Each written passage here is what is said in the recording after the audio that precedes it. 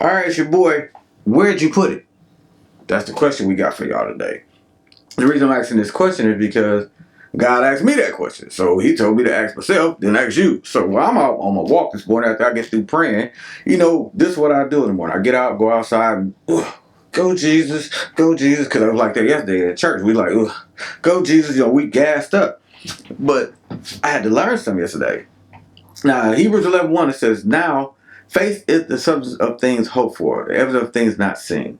So he said, just take the very first part of the verse. He said, now faith is the substance of things hoped for. He said, so at this very moment, your belief and your internal understanding of me and knowing that I'm able to do anything, everything.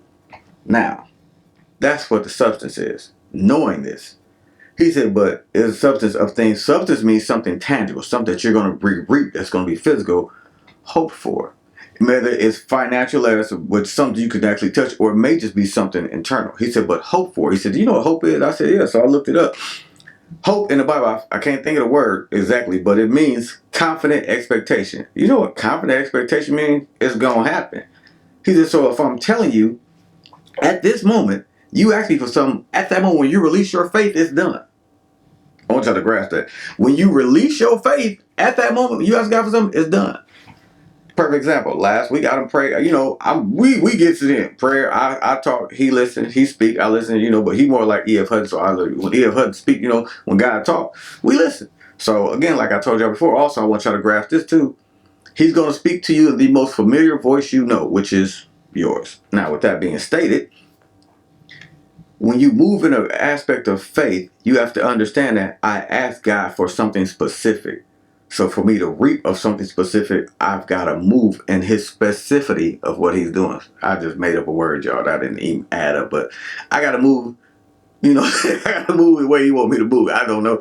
I feel like whatever, Jesse Jackson, making up words or something. I just, let that off.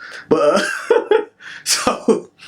so basically, what he showed me was this. He said, when you ask for it, you start searching for it. He said, but the problem was, I didn't need you to search for that. He said, I'm going to take care of it. He said, you need to understand that this is something that only I can do. I couldn't do it. I can't find nobody to help me do it. I can't reach out and do it on my own. There's other things he's like, I'll guide you and direct you to it. I'll lead you to it. I'll put people in your life for other things that I prayed about. And he's been doing that. He's been moving in such a magnificent way that he's been putting people in place and even giving me understanding on showing me. He said, hey, take your time and learn this. Hey, take your time and get some understanding that. Don't be impatient. Just be like, hey, let me find out some more. Okay, let me pry it out.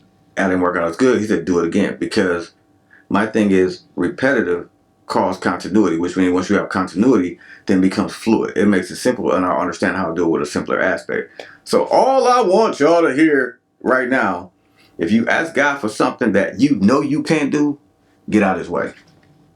Woo, y'all wasn't ready for that, because that's what he showed. He's like, Jesus, get your guy, move him. Mashana and I was like, fam, move over, let God work. And that's what I'm understanding. Get out the way and let God work.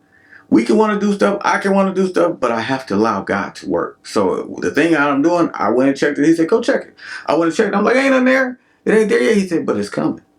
He said, but you just got to keep believing and knowing that it's done. He said, you got to get to the point where, don't worry about it. He said, even when you don't see it, know it's already in process. Know that it's already on the way. So that's what he wants you to grab. Your faith has to be so powerful and so moved, because he said it only takes the faith of a mustard seed. Hold on. I got it around here somewhere, y'all. I had that mustard seed. I don't know. It's one of them little jars back there on my desk somewhere, but I don't see it.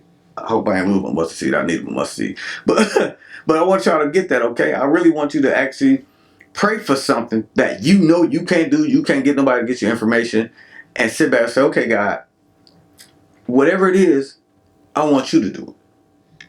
And you know he's the only one who can do it. But the thing was, he's going to show you, he said, now you got to move over. You keep doing your job, you keep doing your business, you can keep working on the other things that you prayed about and you see me open the doors for, but this right here, he's like, this all me. So when it comes to fruition, you be like, oh shoot. Okay, what's next? He said, now that was something simple. Wait till you get to ask me for things that you know that's impossible. Because is anything too hard for God? I want you to think about that and always let that sink in. It's your boy. Grab your copy the next time. Peace.